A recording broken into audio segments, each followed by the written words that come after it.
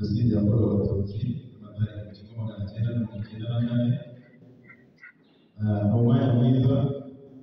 wo kugira ngo twongere twibuke ibyabaye ariko nanone birabera ikintu cyiza yo kwigiraho aho igihugu cyavuye no gukomeza kucyubaka ndetse no kugira ngo tumenye icyateye ariya bantu kwiyubaka bitazasubira ukundi. Abakiri bato rero ababyeyi bacu barimo bavamo, ni byiza ko hari amateka tumenya kugira ngo tuyasigasire. Aho igihugu cyavuye rero hari hakomeye cyane, barababaye ntabwo dukeneye kongera kubabona ukundi. Kuri gahunda y'umunsi rero turatangira umunota wo kwibuka, nidusoza turasaba pastor adushyire imbere y'Imana, nasoza turakurikira ikiganiro tuhabwe n'umurimo wicaye, nyuma yaho turakira ubutumwa bw'uhagarariye kwibuka, hanyuma nyuma yaho gato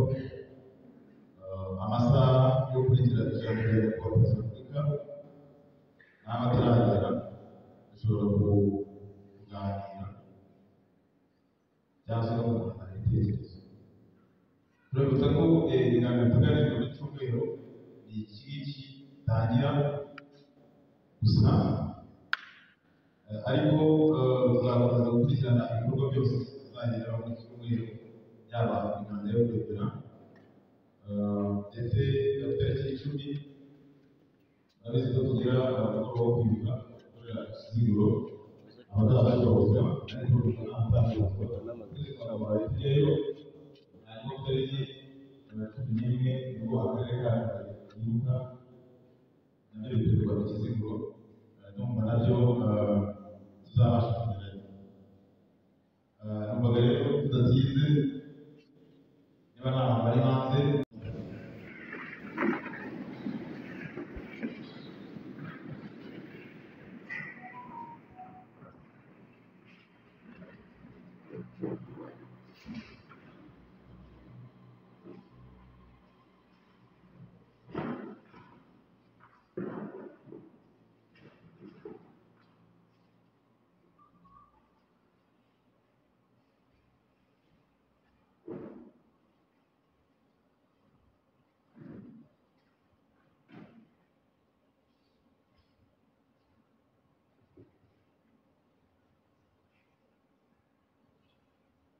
murakoze,